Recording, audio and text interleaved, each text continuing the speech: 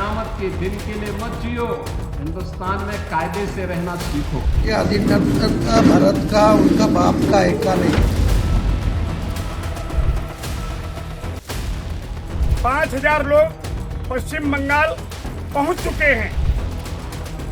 हम उसको बाबरी मस्जिद पहले भी मानते थे, आज भी मानते हैं और कयामत की सुबह तक उसको बाबरी मस्जिद मानते रहेंगे। कायदे से रहोगे तो फायदे में रहोगे।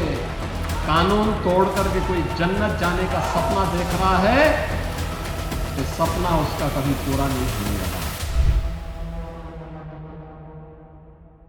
तो उत्तर प्रदेश के सीएम योगी आदित्यनाथ ने सीधा अल्टीमेटम दे दिया है कि जो लोग बाबरी विध्वंस, बाबरी ढांचे को पुनर्निर्माण के तौर पर देख रहे हैं, वो लोग ये बात जान जाएं कि कयामत के दिन तक वो लोग ये सपना ना देखें, क्योंकि अब वो दिन आने वाला नहीं है। और जो लोग ये सपना देख रहे हैं उनके लिए सीएम योगी आदित्यनाथ ने सीधे तौर पर कह दिया है कि अगर भारत में रहना है तो कायदे में रहना है, क्योंकि कायदे में रहोगे तो ही फायदे में रहोगे। क्या कुछ कहा है सीएम योगी आदित्यनाथ ने, पहले सुन लीजिए। और जो लोग अभी सपना देख रहे हैं बाबरी ढांचे का, तो उनको हम भी ये बता देना चाहते हैं कि कयामत का दिन कभी नहीं आने वाला है और कभी नहीं आएगा। कयामत के दिन के लिए मत जियो, हिंदुस्तान में कायदे से रहना सीखो, कायदे से रहना सीखो।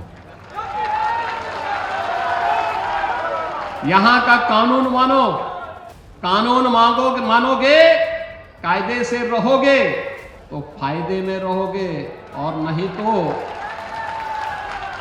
आगे का रास्ता तो फिर कहां के लिए जाता है, वह फिर कानून कोई तोड़ेगा तो वह रास्ता सीधे जहन्नुम की तरफ ही लेके जाता है, कहीं और की तरफ नहीं लेके जाता है। अब सवाल यह कि आखिरकार सीएम योगी आदित्यनाथ ने बयान क्यों दिया है, इसके दो मायने निकल कर आ रहे हैं। इसके पहले आपने देखा होगा इटावा के मौलाना है जर्जिश अंसारी, उन्होंने कहा था कि कयामत के दिन तक हम बाबरी ढांचे को पुनर्निर्माण करेंगे, उसको दोबारा बनाएंगे, और उसी के जवाब में सीएम योगी आदित्यनाथ का यह बयान आया है।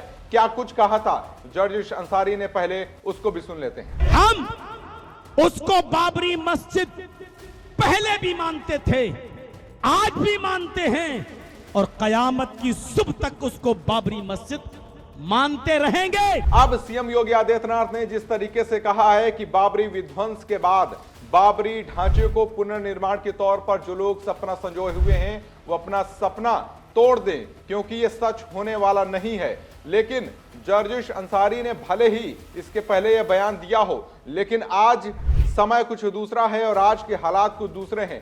उस बयान का भले ही इसको जवाब माना जा रहा हो सीएम योगी आदित्यनाथ के तौर पर, लेकिन तस्वीरें कुछ और भी बनती हुई नजर आ रही हैं, क्योंकि बंगाल में बाबरी नाम से ही दोबारा हुमायूं कबीर एक नए मस्जिद का निर्माण करने की प्रक्रिया शुरू कर चुके हैं, और आज बाबरी नाम की मस्जिद की प्रक्रिया शुरू होगी बंगाल में, मुर्शिदाबाद में। और उसके पहले हुमायूं कबीर 1000 लोगों के साथ कुरान का पाठ करेंगे। लेकिन जिस तरीके से सीएम योगी आदित्यनाथ ने बयान दिया, उसके जवाब में हुमायूं कबीर का भी एक बयान आया है जो कि लगातार विवादों में है और सुर्खियां बटोर रहा है। क्या कुछ कहा हुमायूं कबीर ने, आइए सुनते हैं। ये अधिनायकता भारत का उनका बाप का एका नहीं है। योगी आदित्यनाथ बोलने दीजिए, नहीं बंगाल के रहने वाला है। बंगाल का जो चीफ मिनिस्टर है वो ममता बनर्जी है, अभी तक वो कुछ कर सकते कर लेंगे। यह अयोध्या नहीं है, लखनऊ नहीं है, ये यूपी नहीं है, ये बंगाल है या मुर्शिदाबाद है।